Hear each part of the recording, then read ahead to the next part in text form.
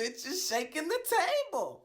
Welcome back to the next episode of Shaking the Table. Hi, guys. Hey, Boo. So today I have the BAPS with me, Jade, Nicole, and Margie.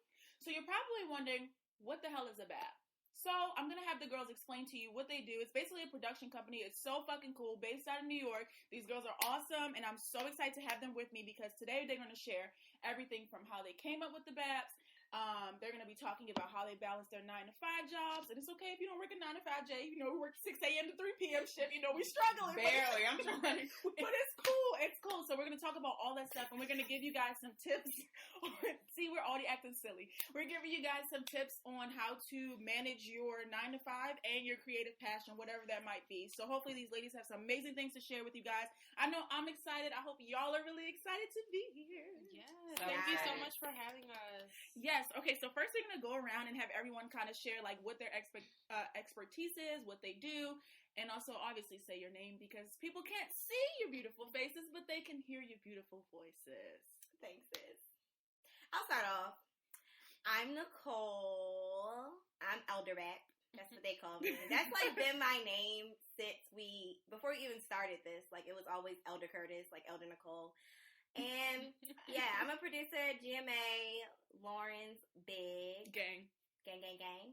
Jade. But why do they call you Elderback? Why do we call you Elderback? Y'all tell them. Because she always be sweet. Right as I've never met somebody so old as Nicole. Nicole is 25 and 75. Y'all know that movie, The Case of Benjamin Button?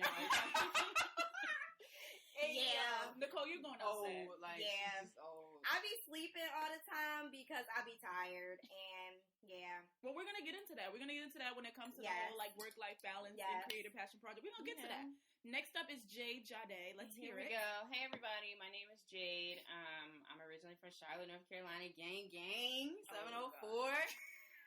I just had to have a moment, you know. Have a moment. I'm currently a producer at ABC News, a creative producer for BAPS Productions. We living out in Harlem, gang. Brooklyn. I was about to say BK all day. Period. While we repping boroughs, we not really from. Exactly. That's why I'm over here quiet.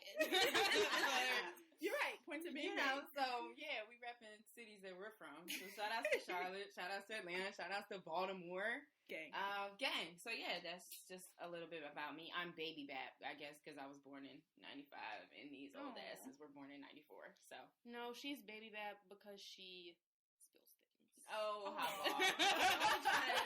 cut that out. No, we're leaving it in. Sorry to disappoint. I hate to see it. Okay. I'm Margie, originally from Atlanta, also known as Bougie BAP of the group. You know, that's me.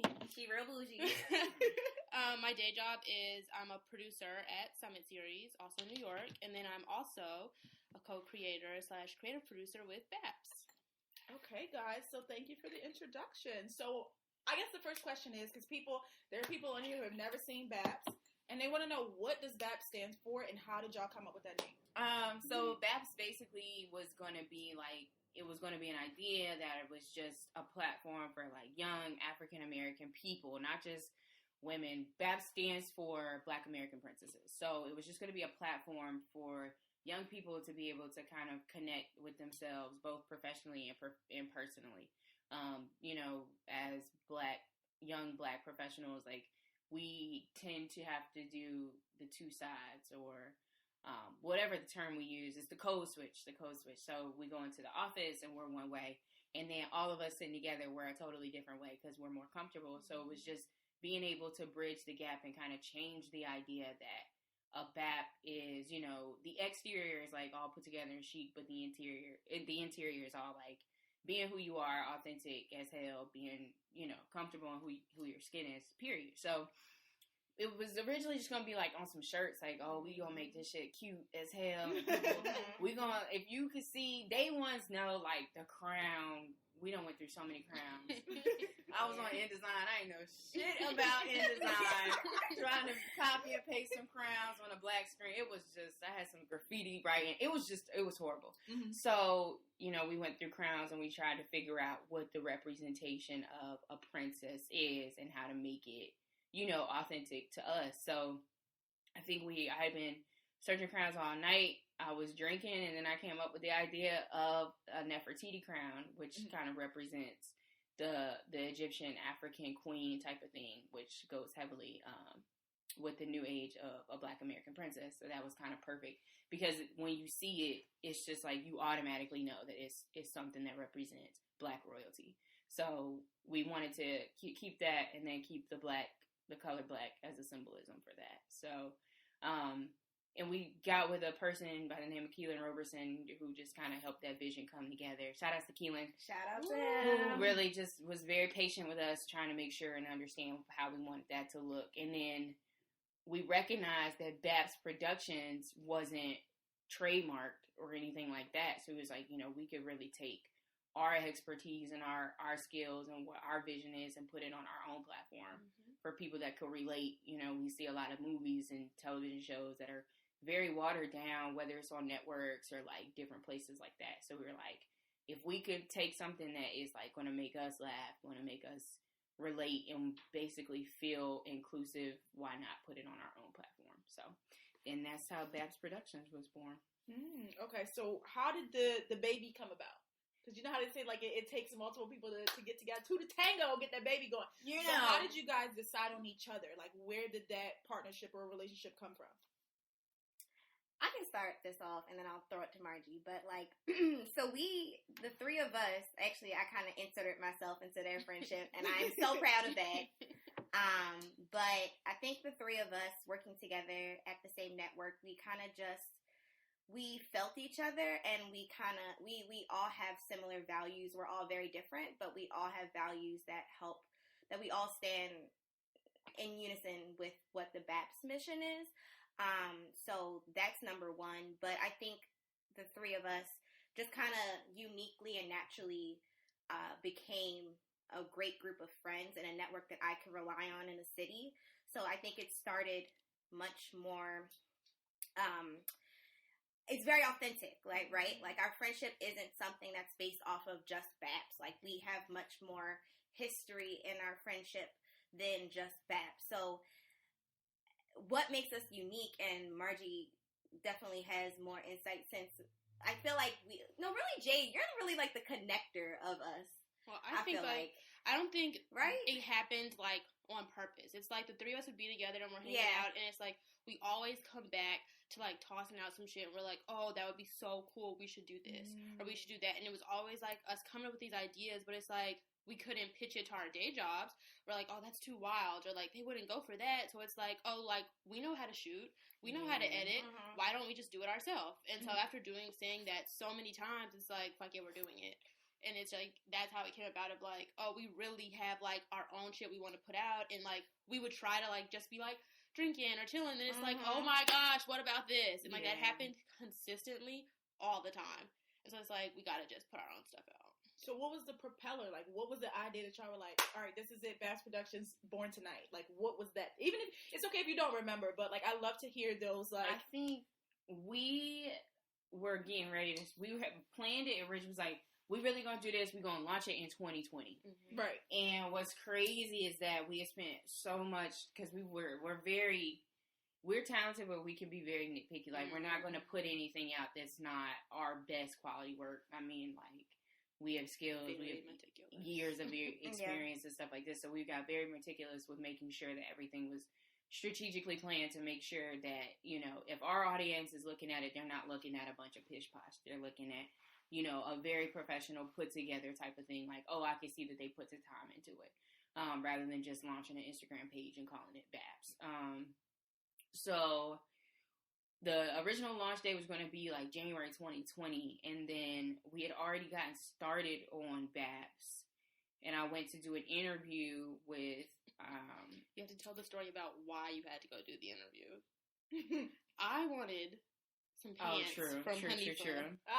And I saw she had a sample sale, but I was going to be in LA, and I was like, oh my gosh, like, you have to go. Like, I'm so sorry, I know you're going to have to stand in this line, but like, I really want these pants. Like, please go get them while they're on sale. And so she was like, I don't want to stand in this line. Yeah, I was like, wait a second. Because everybody had been hit. Because the second sample sale was in New York. So Hanifa, like this girl named Anifa Wemba is running a $1 million revenue business. And so they were doing a sample sale in New York. And so everybody was hitting me up like, yo, can you go give me this? Can you go pick up this? Can you do that? I'm like, I am not taking orders for all of y'all. So I was like, actually, if this girl is a growing business on Teen Vogue and all this shit, I'm not going to stand in line to get y'all pants. I'm going to get a story. So we set that up, did the interview. It was originally supposed to be for ABC News, but then again, everybody won't receive the type of stories that we want to give them. Of course not. Yeah. So, you know, I grabbed the camera, grabbed everything I needed, and we went and scheduled the interview, and she was gracious enough to give it to us. And so that, you know, of course I picked up their pants after I got everything I needed. But, you know, it just goes to show, like, thinking outside of the box. Like, if she's going to be here, make sure you seize that moment, get what you need then, because then, you know, then it could take off. And she's just done an incredible thing. She just reached $1 million in revenue in 2019 alone. And then she was also captured with Anna Wintour and Teen Vogue. So that was just, you know, we had one of the exclusive interviews, like, coming out the gate. And so we just kind of got together and was like, are we going to sit on this or are we going to push it out? And we're like, we just got to push it out. Like, you have to start. There's no point in waiting into another decade. Like, you just take those goals and that vision with you into the next chapter. But as long as we have a starting point now, that's kind of how we were like, let's go. Yeah. Stop waiting. Do it. Mm-hmm. People was waiting on it. So we was like, we kept hashtagging it on Insta stories and everything else. So it was like, people have been waiting. Everything seems to be together.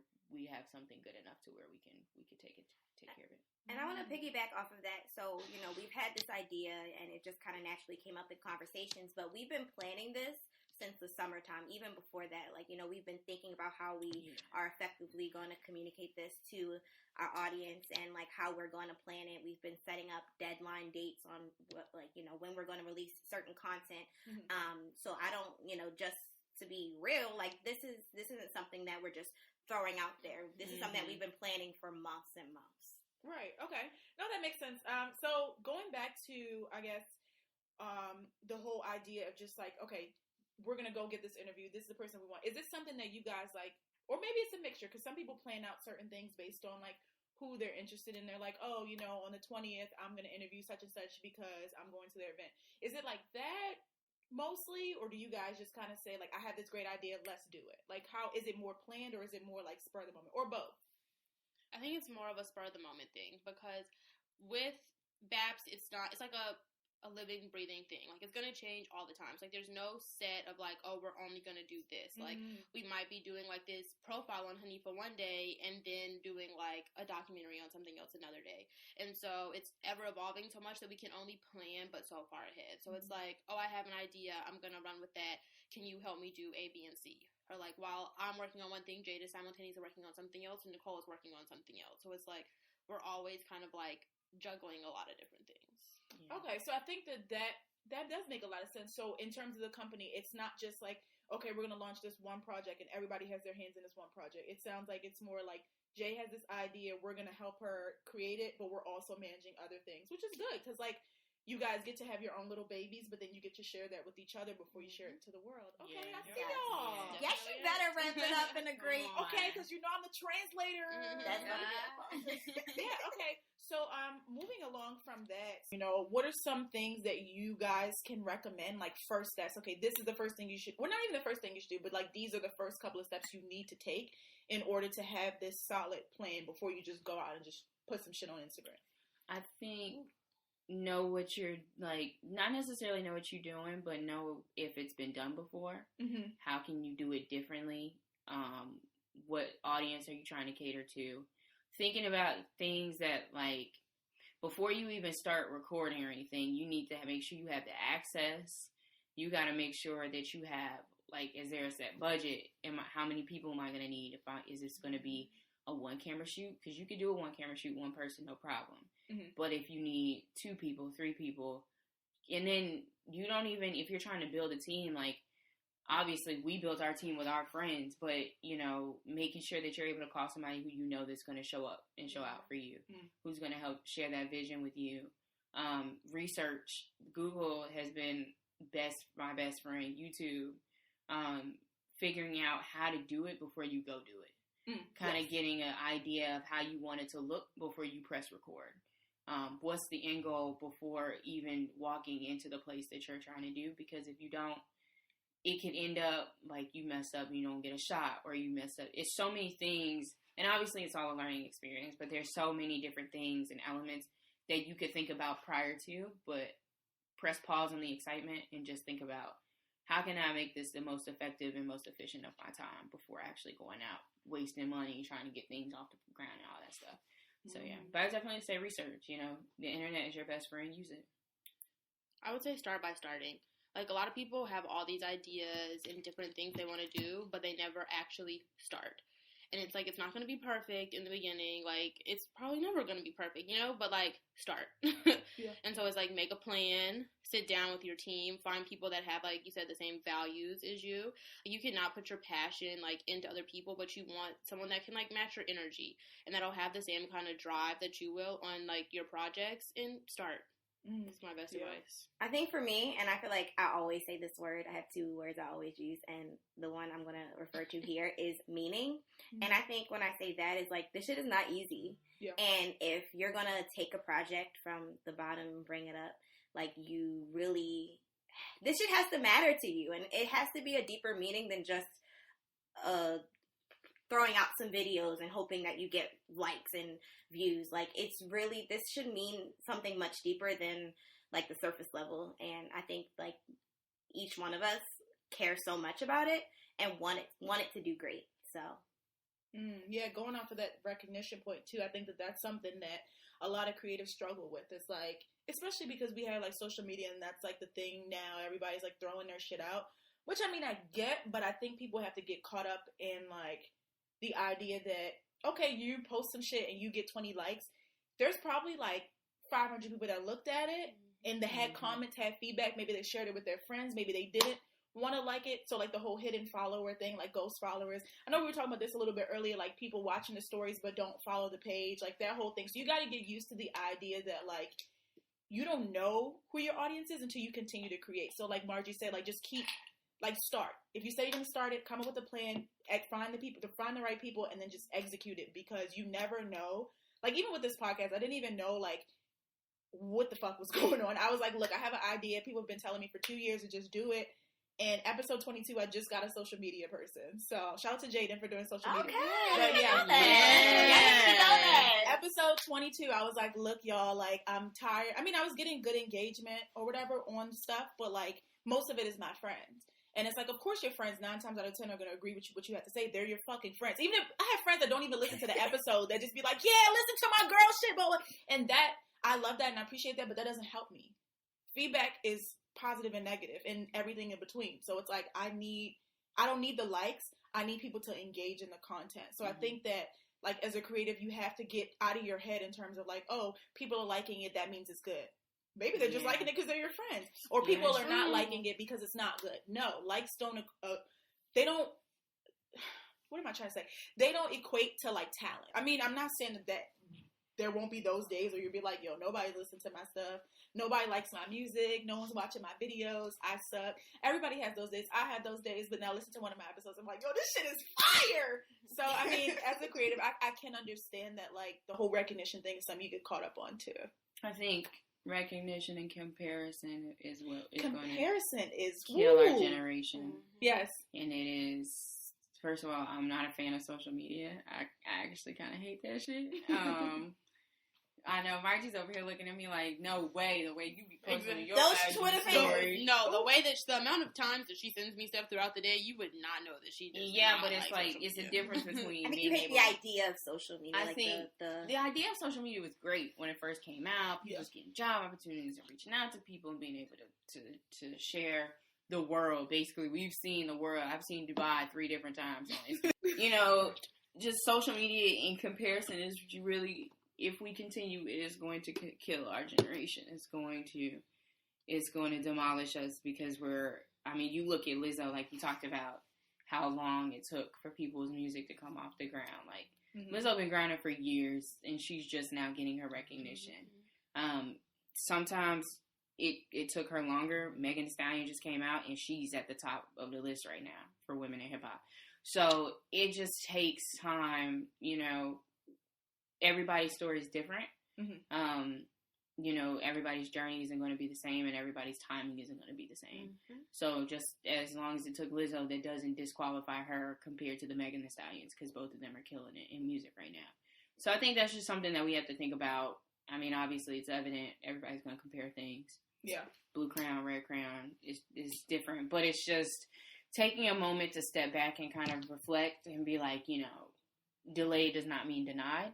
And, you just have to, keep the faith and be consistent, because consistency is really what gets you to the top.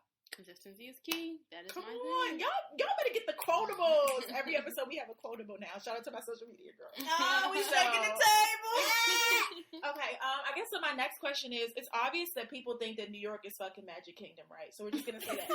So I want to know, like, what is your New York story? Because everyone's story is different. I think that, like, if you could just give us, like, a quick 30-second, like, how did you, like, what drew you to New York as a creative person? Because I know a lot of people that think that they're going to come here and this shit going to be sweet like Candyland, and then they pull up and wigs on the floor. So I can go first. If you would have asked me in college where I wanted to go, like, I literally would have said anywhere except for New York. Same. Like, anywhere. Because it just seems so intimidating. It's just, like, it's way too much going on.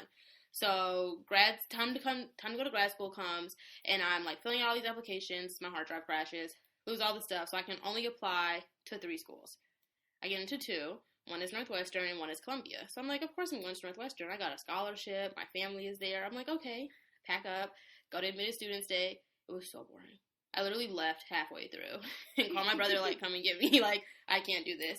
And then I get home and was like, okay, so who's going to give me the money to send in my Columbia stuff? Because it looks like I'm going to New York. And everybody was like, you hate New York. And I was like, but I'm not going here.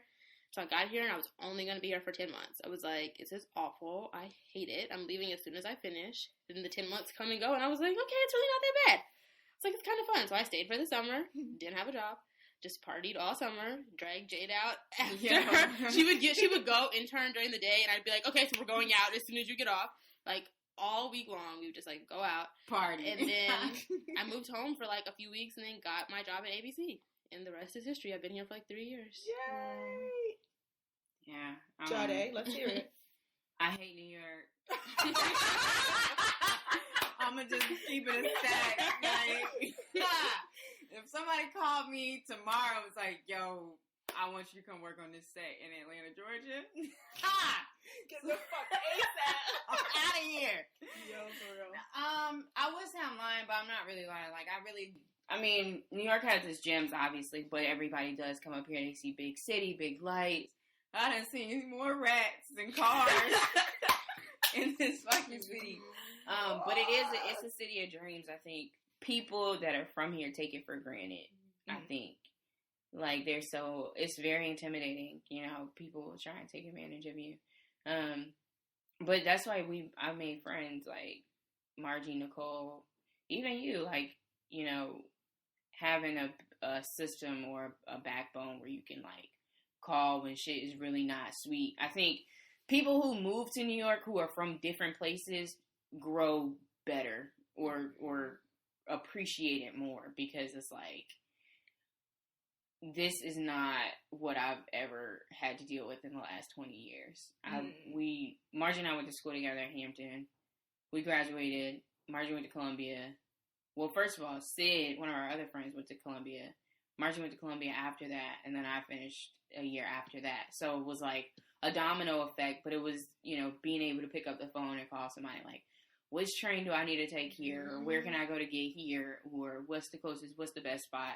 And then going to Hampton was also good because we had people who were from New York who we could call and pick up the phone and be like, they'd be like, don't go over there. Don't, like, when the sun go down, take your ass home. We never go there. Don't ever go over the Pride Land. But, yeah, I think, it's a really great city. Never long term, but for what it is now, it just kind of opens your horizons to what you want to do. So if you can make it in New York, you can literally make it anywhere. That's real. That is So true. Now Like, I she yeah. so believe that. It's Oh, we already have determined that earlier in the day. Literally, It's a he's like, if city you of can make it here, opportunity. you can make it anywhere. You can. 'Cause That's this shit true. is hard, y'all. It's gonna teach you how to out hustle, outlast. Like, it's really, this place is a mental. It's not for the weak. It's You'll go not from the for the finesse weak. to the finesser. Hello, I done wanted to cry many times. You'll never see me crying on the street though, because these rats don't deserve my They tears. have seen me cry a few times. I be walking down the street bawling. Like summer of 2016, I'm about to graduate. Well, that was like the spring of 2016. About to graduate, and I already kind of knew I was coming to New York, so that's probably like a little different for me. Like I knew I wanted a job in journalism, and I knew I wanted to be in New York, but I really didn't know what that meant. I knew that it was like the perfect place for my job, but I didn't really know what it meant socially. So I move up here. First off, I didn't have a place to live for the first 2 weeks that I was up here. So I was up here staying on friends' couches, like literally with a backpack by myself. I didn't know nobody except two people who I went to college with, but they were like interning up here during the summertime. So I was staying on their couches, and then I was looking for places to live, found a place. It was all good. But then I kind of got that post-grad depression thing going on that you talk about in your other podcast. Yes. Where, different from Jade and Margie, I didn't really have that New York community. And I didn't know Margie and Jade back then. So I was out here working, sleeping, and like dealing with not knowing where the hell I was, no family here. And like, I kind of just made it my thing. I owned it. Like, I owned it. I did my thing. I was so independent. Y'all know I'm elder, and I'm already so isolated already. But like, that really just proved to me that I was okay with that. And it just like, it challenged me. I was cool with it. I made some friends, really work friends. Shout out to Chuck and Cameron. They were literally my best buddies ever. And I kind of just, like, did it. Now, the part of hating New York, it took a while for me to start hating New York. Because New York taught me a lot of things about myself, too. It made me much more comfortable to be out and be who I am. So I'm appreciative of New York for that.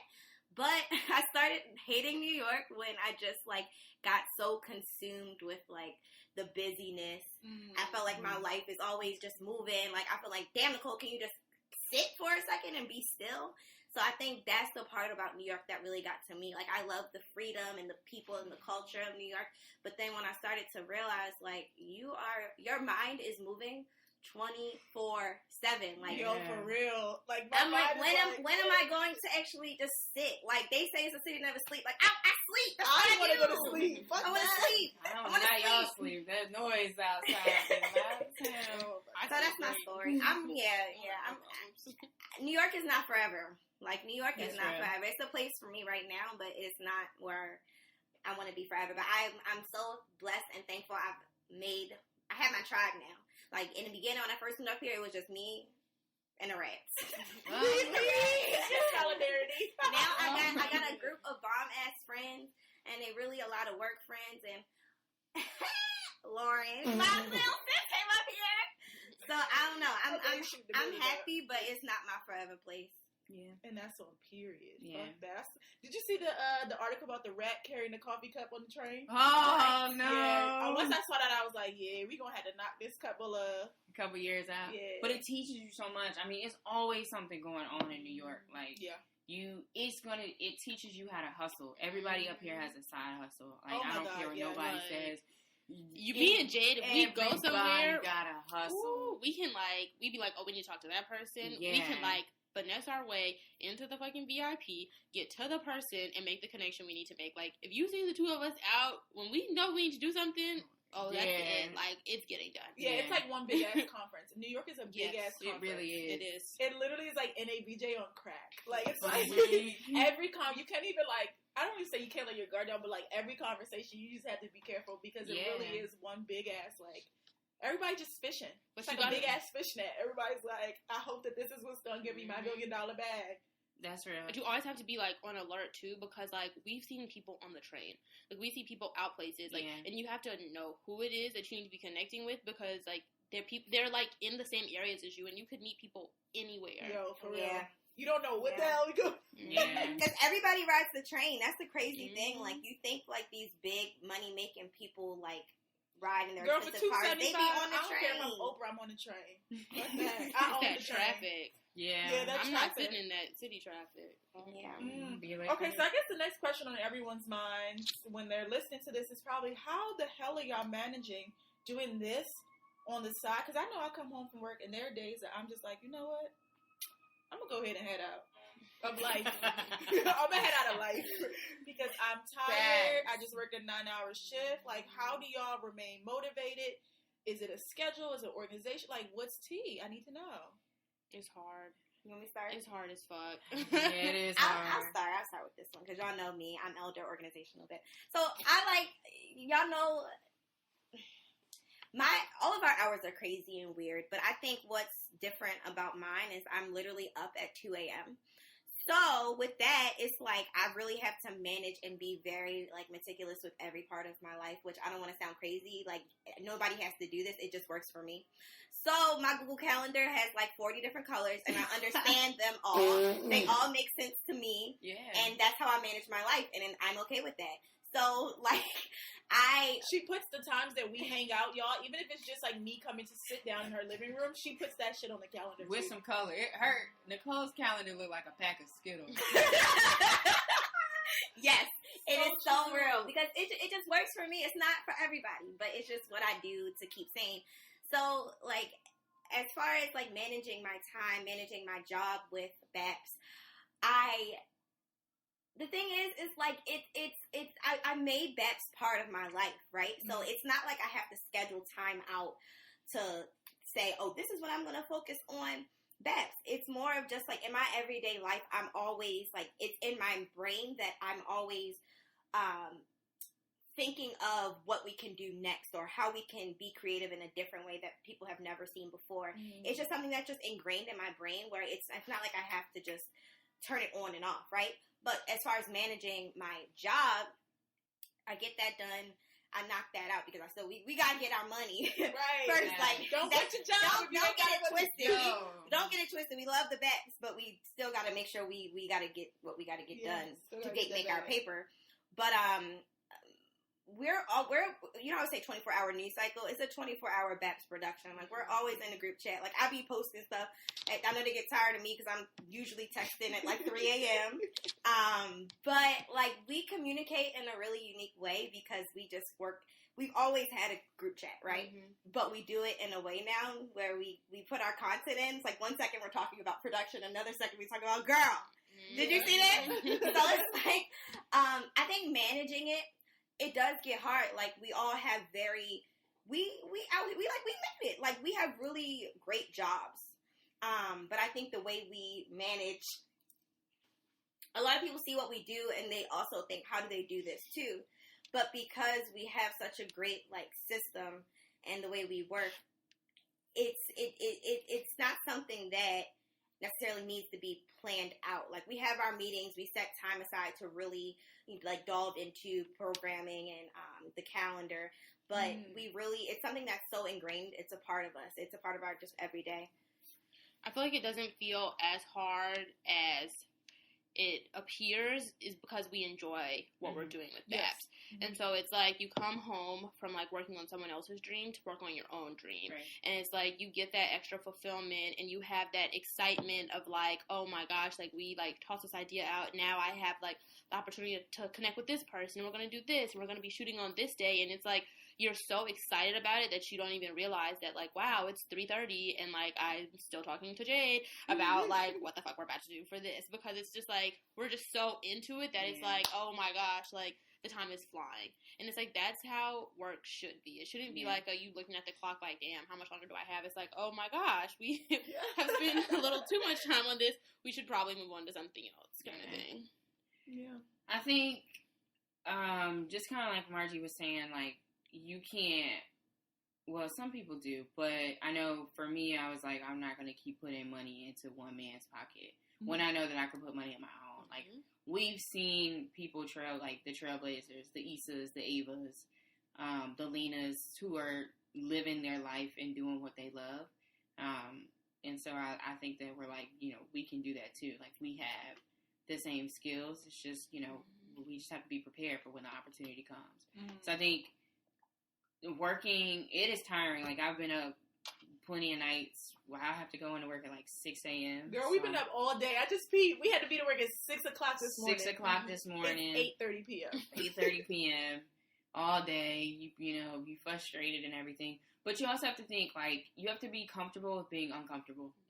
So you go to work and try and get a job like this. Let me stop. I would like to hear it. This job is to pay the rent. Yeah. Like, this job is to survive, but the goal is to create a career that you love.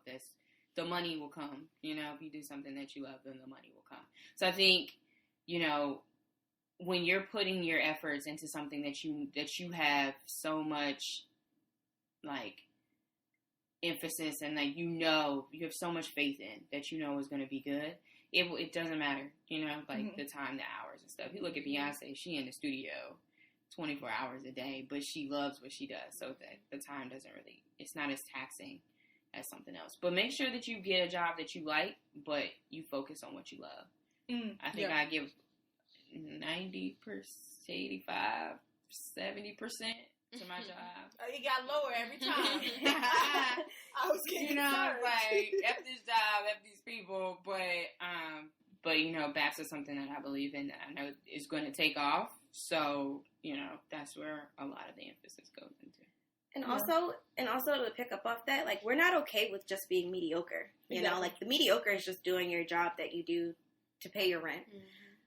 But we're too skilled to just stay there, right? And I think what at least for me, what I get a lot of joy out of when it comes to BAPS is not the likes, that's not what I'm referring to when I say this, but I really like those people who can genuinely say, I see what you guys are doing, and keep pushing forward and doing that. That really motivates me to just keep going toward this passion, right? We keep going towards BAPS. And and we talk about this a lot, especially with you, like, I like paying it forward. So, like, doing stuff like BAPS and being visible in that light is really cool, just to see your mentees and to see people see what you're doing, to get inspired to do their own thing. So it's not just about us, right? Like, we're doing what we're doing, trying to create BAPS, but I really like the idea of this pay it forward. Like, with you, Lauren, like, I like seeing you doing your thing, and I hope that me doing BAPS inspires you. Same way you doing Shaking the Table inspires me. So it's like we're in all this universe together and, like, lifting each other up to do what we love, not just like. Okay, quotables. I see y'all.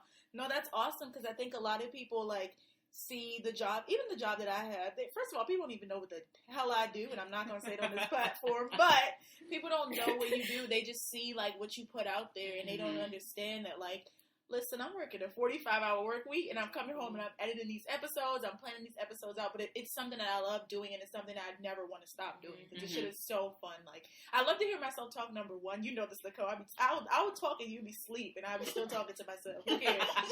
But just, like, having a platform and having something that you care about, that, like, you have something to look forward to. Yeah.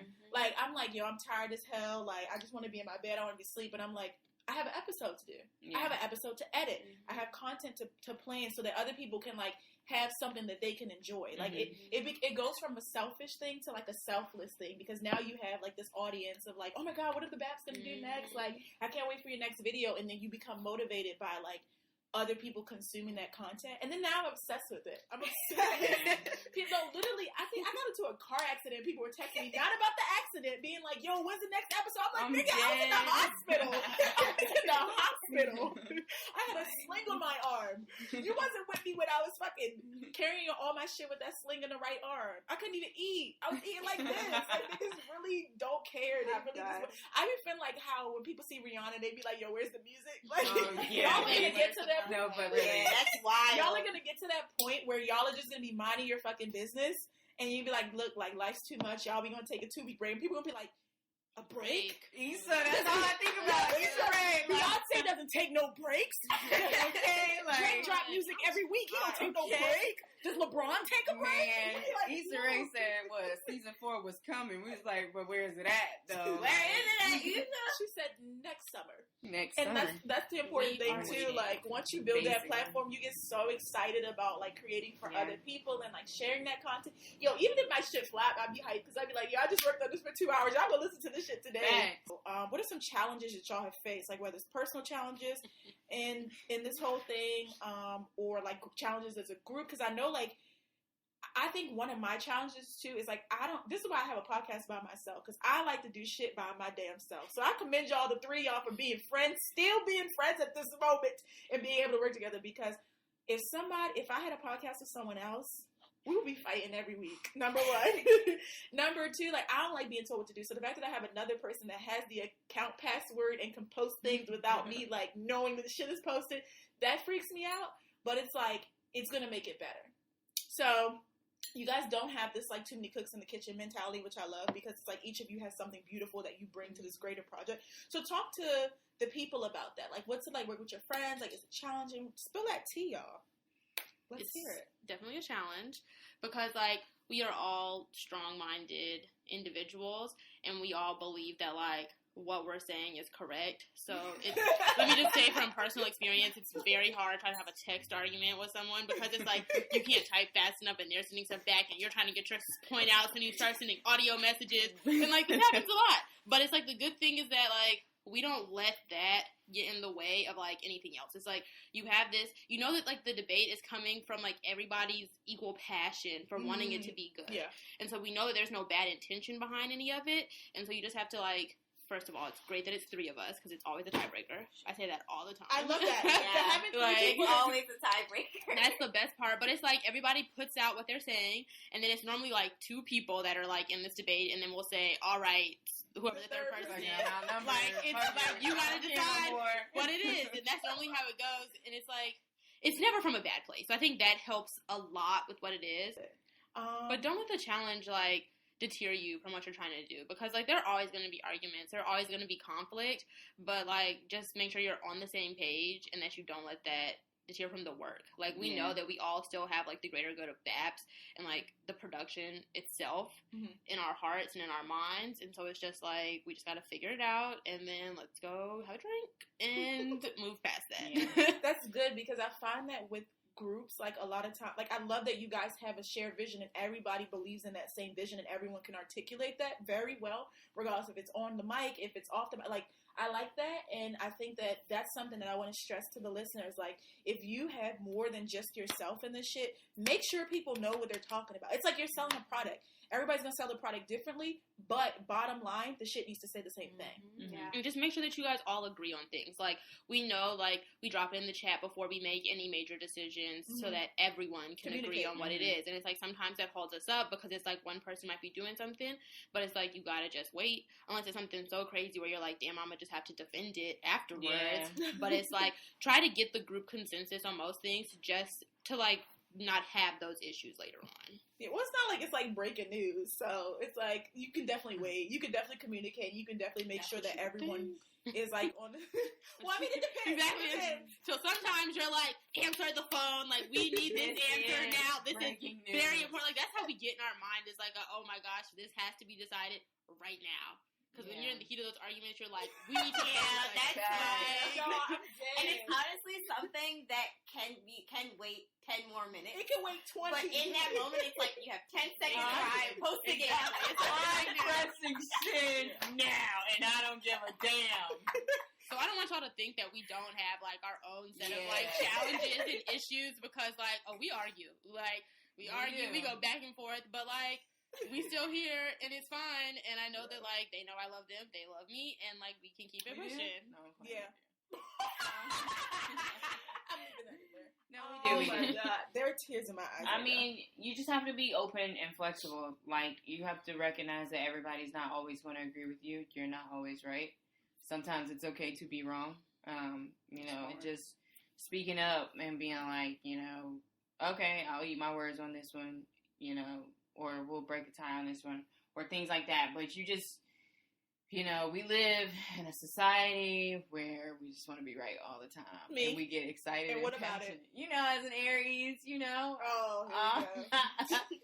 I am right all the time. No, I'm playing. But, you know, when Typically not.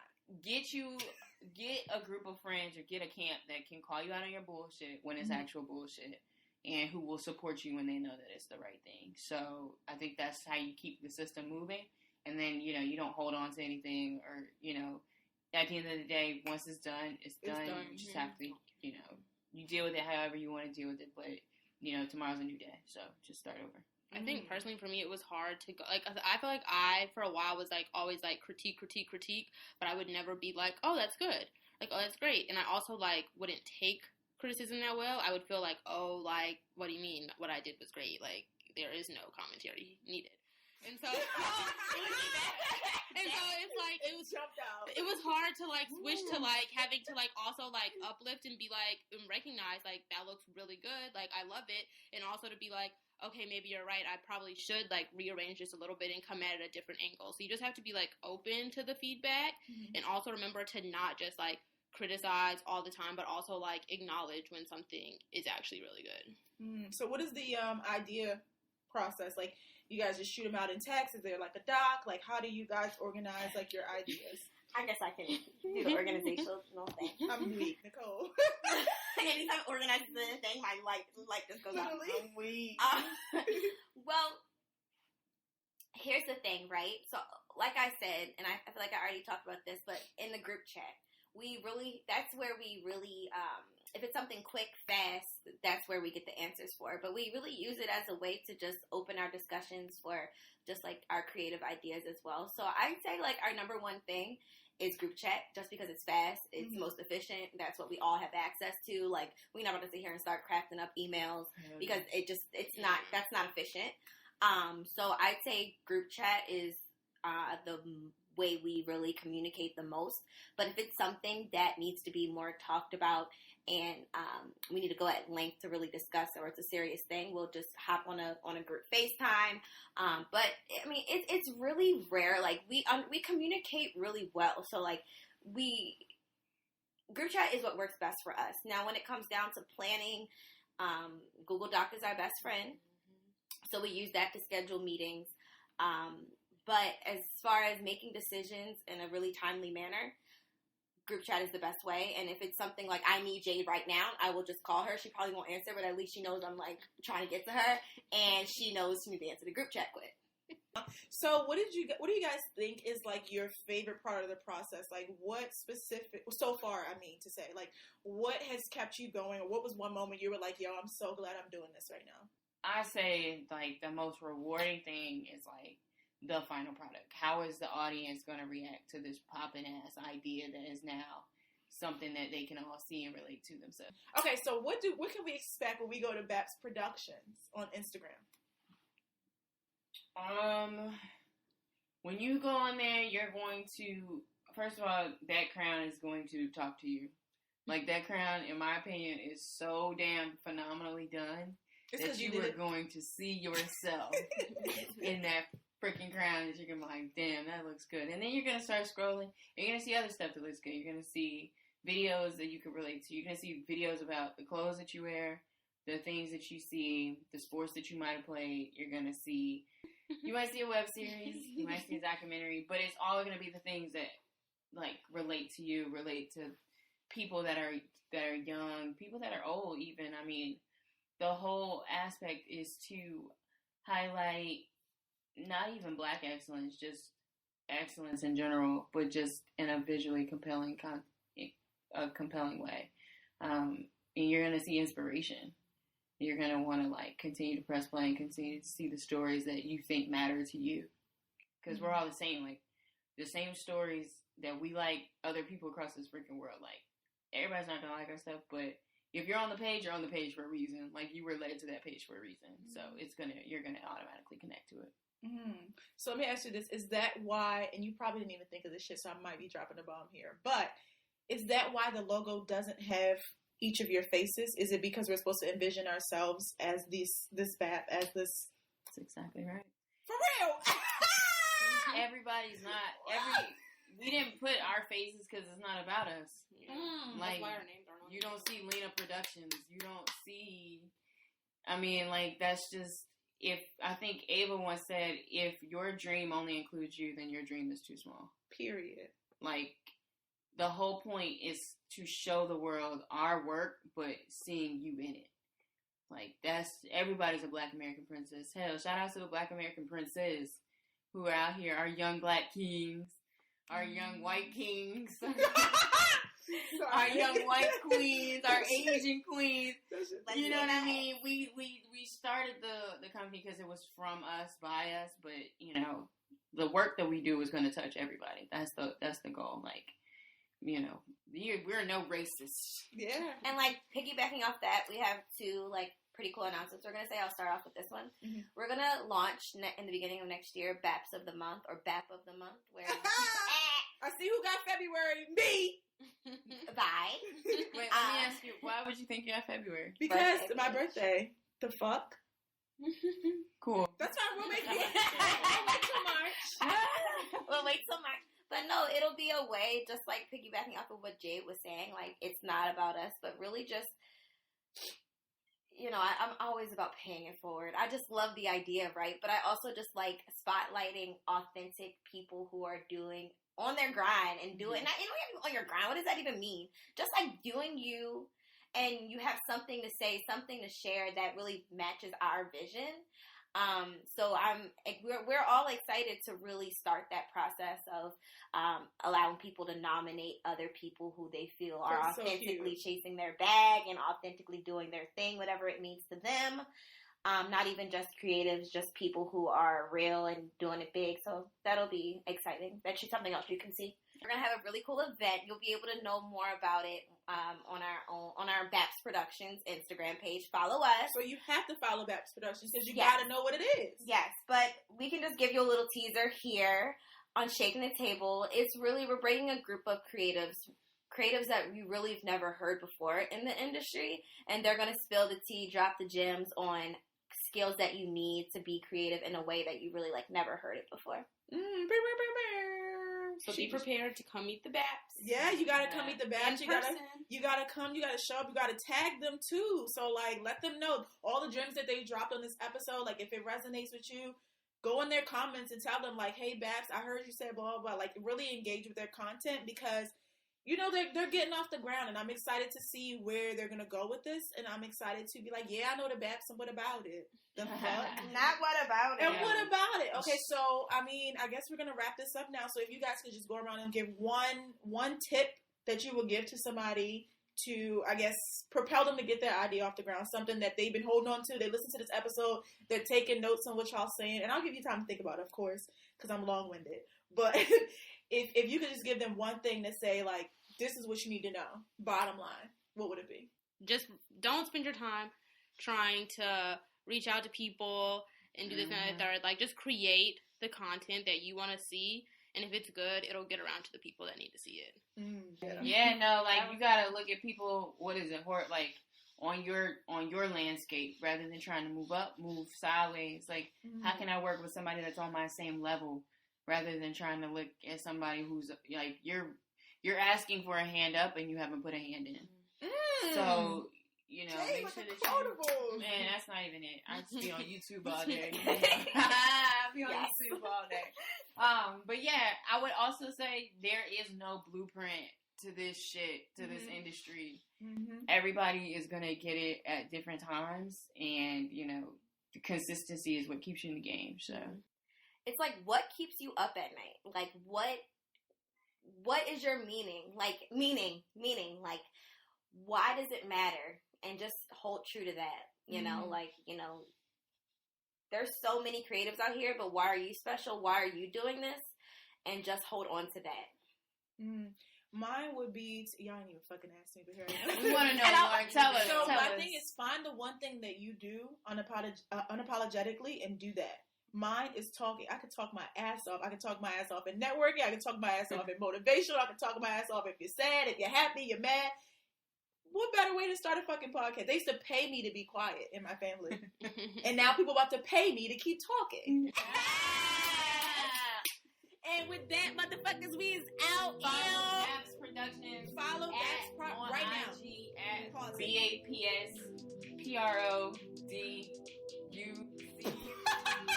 Absolutely the fuck up. And BAPS Productions. It's fine. I'm gonna tag them on Instagram because Jay can't spell. Bye, Bye, you spell guys. production. That's what Bye, I'm Lola. I spelled it wrong.